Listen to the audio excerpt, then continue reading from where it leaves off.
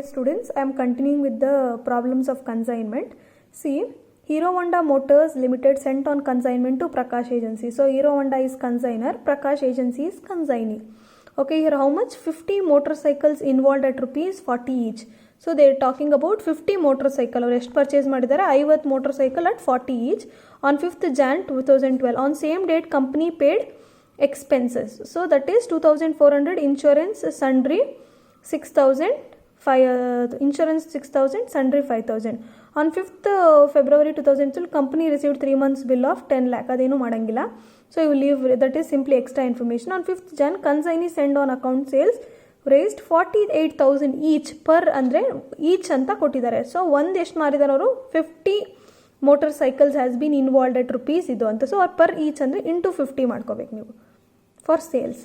Okay, and that firm has deducted expenses. So total amount ಕೊಟ್ಬಿಟ್ಟಿದ್ದಾರೆ ಇಲ್ಲಿ. ಇದನ್ನು segregate ಮಾಡಿರೋದು. Carriage ಇಷ್ಟು, warehouse ಇಷ್ಟು, sundries ಇಷ್ಟು, commission is 5%. So suppose you are supposed to prepare on the books of Hero Honda consignment to Bangalore account, particulars amount, date, particulars amount. Hero Honda who is concerned to goods sent. So Hero Honda Motors ಅವರು ಎಷ್ಟು send ಮಾಡಿದ್ರು 50 motors into 40,000. So to goods sent on consignment 50 into 40,000. ಯಾವಾಗಲೂ ಏನೇನು debit ಮಾಡ್ತೀರಾ ನೀವು? All the expenses will be debited, incomes will be created. So to goods sent on consignment is 20 lakh. Okay, to bank account, bank consignor expense ಮಾಡಿರೋದು ಇದೆಲ್ಲ, carriage, insurance, sundry. So to bank account 35,000. Carriage ಎಷ್ಟಿದೆ 24,000, insurance 6,000, sundries 5, total ಆಗಿ ಬರ್ದಿರೋದು 35,000. So ಇದೆಲ್ಲ expenses will be debited, incomes will be created. On 15th March, consignee send on account sales 48,000 each by sales. Sales is an income. 48,000 each ಅಂತ ಕೊಟ್ಟಿದೆ. ಅವ್ರು ಏನಾದರೂ total entire ಅಂತ ಕೊಟ್ಟರೆ you are not suppose to do anything. They have given each, so into 50. Next and bank Prakash agency ಅಂದರೆ consign. ಯಾವಾಗಲೂ ಅಷ್ಟೇ consignor expenses. If it is on consignor expenses you will not take his name. Whenever you are taking about consignee expenses you will take Prakash agency. Particularly you will take carriage 6,000, warehouse 12, 6,600.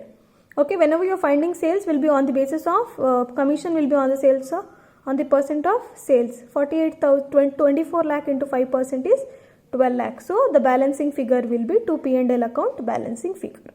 Okay, this is all is you will get it for 6 marker sums. Next, sums on calculating closing stock, very important. Closing stock ಕಂಡುಹಿಡಿಯೋದು ಹೇಗೆ ಅಂತ ನೋಡಿ. Madhukar of Mysuru sent on consignment 1000 articles to his agent at Bangalore Shri Karthik. Okay, see ಎಷ್ಟು ಆರ್ಟಿಕಲ್ಸ್ನ consignment Madhukar is a consignor and he is sending on consignment to Karthik. Karthik is consignee. ಎಷ್ಟು articles send ಮಾಡ್ತಾನೆ? 1000 articles ಕೊಡಿಸ್ತಾ ಇದ್ದಾನೆ. ಯಾರು? ಕನ್ಸೈನಿ ಕೊಡ್ತಾ ಇದ್ದಾನೆ.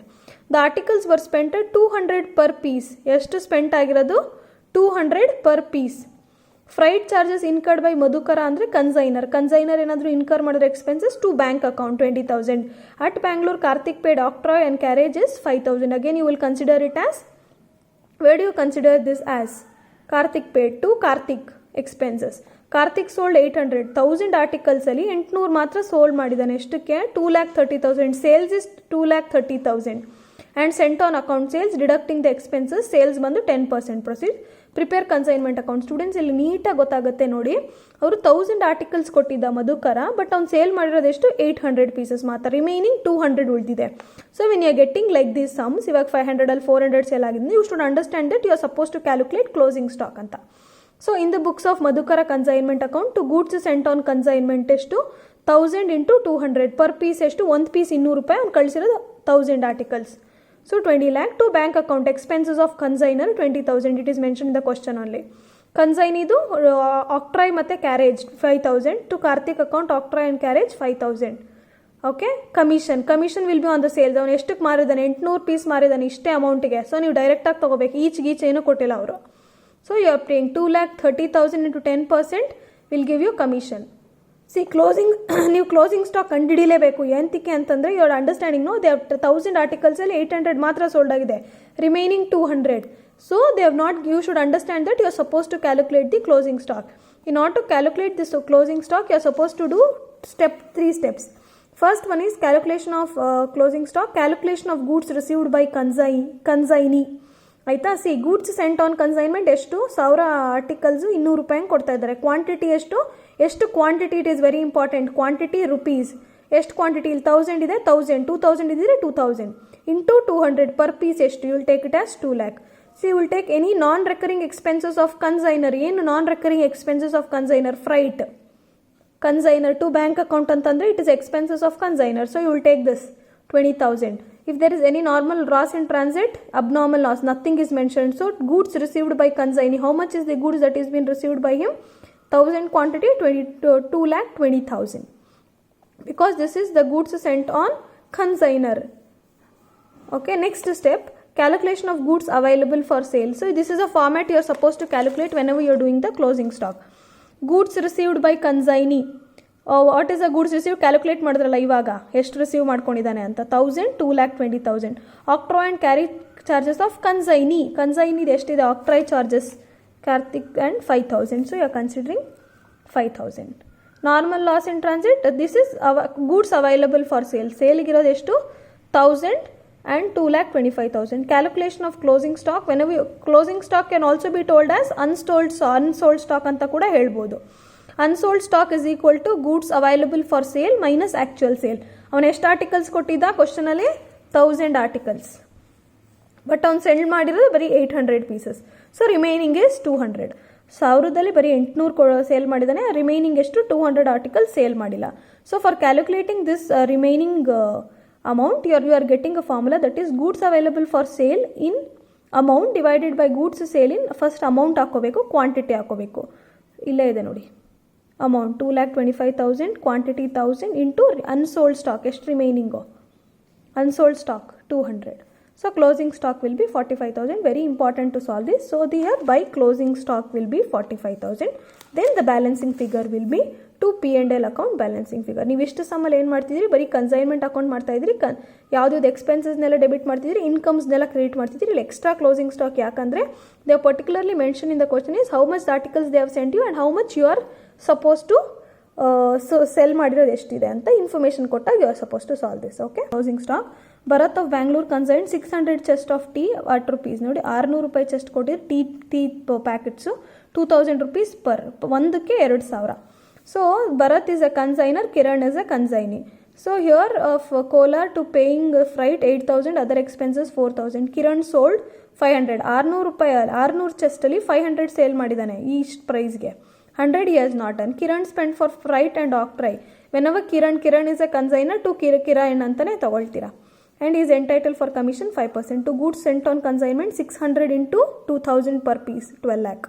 And he has only the person only himself consigner, ಅದಕ್ಕೆ to bank account, freight and other expenses 8,000, 4,000, 12,000. Next you have Kiran spent consignee is doing the expense, you will take it as to Kiran account. Freight and octroi and other expense 6,000, 2,000 you will consider as 8,000. Commission will be on the sales. ಎಷ್ಟಕ್ಕೆ sale ಮಾಡಿದಾನೆ ಅವನು, ಅವರೇ ಕೊಟ್ಬಿಟ್ಟಿದ್ದಾರೆ ನೋಡಿ. 500 chest 2,500 ಹಂಗೆ ಮಾರಿದ್ದಾನೆ ಅವನೇ. Per chest ಒಂದಕ್ಕೆ 2,500 into 500 will give you 12,50,000. Next you are supposed to find out closing stock. ಏನಂತ closing stock ಕಂಡುಹಿಡಿತಾ ಇದ್ರೆ they have given you 600 chest and for 600 only they have sold 500. So 100 remaining ಇದೆ. So to find out, then commission will be on sales 12,50,000 into 5%. So in order to find out the closing stock, you are going to solve with 3 steps. Step 1 is calculation of goods received by consignee. Goods sent on consignment 600 quantity sell ಮಾಡಿದರೆ 2,000. 600 into 12 will give you 12 lakh. Non recurring expenses of consignor you will take both. ಇದರಲ್ಲಿ freight ಮತ್ತು other expense ಎರಡೂ ತೊಗೊತೀರಾ. 12,000 total will be loss in transit, everything will be same. 600, 12,12,000. And calculation of goods available for sale is goods received by consignee will take this. ಎಷ್ಟು receive ಮಾಡಿದಾನೆ consignee 600, 12,12,000. Here you will not consider other expenses. You will in ಕನ್ಸೈನಿಯಲ್ಲಿ ಬರೀ ನೀವು freight, octroi, other charges, other ಎಕ್ಸ್ಪೆನ್ಸಸ್ನ ತೊಗೊಳ್ಳಲ್ಲ. ನೋಡಿ ಇಲ್ಲಿ other expenses 2,000 ಇದೆ, but you should not consider whenever you are calculating for sale. So 6,000 normal goods, normal loss, abnormal loss. So calculation of closing stock, unsold stock is equal to goods available minus actual sale. 600 goods available ಇದ್ದಿದ್ದು, ಮಾರಿರೋದು ಬರೀ 500. So the remaining is 100. To find out the closing stock value, goods available for sale in quantity by amount into unsold stock. This amount by quantity into 100 will give you 2,03,000.